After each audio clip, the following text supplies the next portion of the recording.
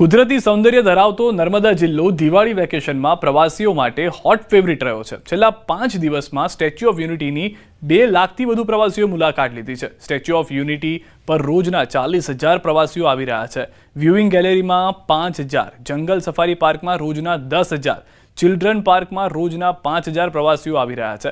આ વર્ષે અત્યાર સુધીમાં 2.70 કરોડ કરતાં એટલે કે 2.70 લાખ કરતાં પણ વધુ પ્રવાસીઓએ સ્ટેચ્યુ સાથે મુલાકાત કરી છે, પ્રકલ્પોની મુલાકાત કરી છે। આ વર્ષે પ્રથમવાર પ્રવાસ પર્વની ઉજવણી કરવામાં આવી, જે પ્રવાસીઓ માટે ખાસ આકર્ષક બન્યું છે।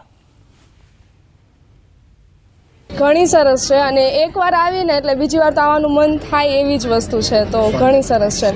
અને એવી એક જગ્યા નથી કે જ્યાં આમ સૌંદર્ય જોવા ન મળતું હોય કે જ્યાં નેચરલી વસ્તુ જોવા ન મળતી હોય, તો ઘણું સરસ છે। અહીંયાનું જે લાઇટનિંગ જોઈને એવું લાગે છે કે અમે વિદેશમાં આવી ગયા હોય અને અહીંયા જ ખરેખર દિવાળી દેખાઈ રહી છે। આવી દિવાળી અમે ક્યારેય નથી જોઈ અને આવી લાઇટનિંગ પણ અમે ક્યારેય નથી જોઈ। અહીંયા આવીને અમે બહુ અભિભૂત થઈ ગયા છે। स्टैचू ऑफ यूनिटी के साथ साथ यहाँ 20-25 और भी अट्रैक्शन है जो सभी को अट्रैक्ट करती है, बच्चे को, बूढ़े को, जवान को, सभी को अट्रैक्ट करती है। तो ये एक खासियत है स्टैचू ऑफ यूनिटी पे। અત્યાર સુધી 2.5 કરોડથી વધારે લોકોએ સ્ટેચ્યુની મુલાકાત લીધી છે। અત્યારે પણ 40,000થી વધારે પ્રતિ દિવસ ટુરિસ્ટો અહીંયા આવી રહ્યા છે। પંચમહાલથી સમાચાર। મેત્રાલ ગામે જુગારધામ પર રેડ પાડવામાં આવી છે। બંધ મકાનમાં જુગાર રમતા 17 ઝડપાયા છે। બાતમીના આધારે પોલીસે રેડ કરી છે। 14 મોબાઈલ અને 5,72,000 જપ્ત કર્યા છે। પંચમહાલથી આ સમાચાર। દાહોદ અને મહીસાગરના શખ્સોની પણ ધરપકડ કરવામાં આવી છે। તો 14 મોબાઈલ અને 5,72,000 રૂપિયા જપ્ત કરતા વધુ માહિતી પણ પ્રાપ્ત થઈ રહી છે। પંચમહાલ, દાહોદ અને મહીસાગરના શખ્સો હોવાની પ્રાથમિક જાણકારી પ્રાપ્ત થઈ છે। મેત્રાલ ગામે આ જુગારધામ જે હતું તે ચાલી રહ્યું હતું।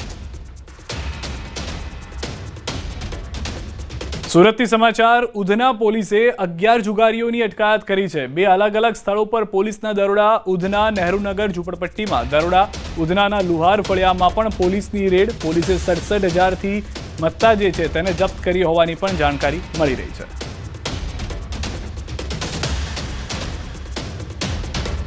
સુરતથી સમાચાર। નકલી સોનું પધરાવી 36 લાખની ઠગાઈ। પોલીસે 2 ઠગબાજોની કરી છે ધરપકડ। નિકુંજ ટકાણા અને હરેશની કરાઈ છે ધરપકડ। પુણેના જ્વેલર્સ તરીકેની ઓળખ આપી કરી છે ઠગાઈ।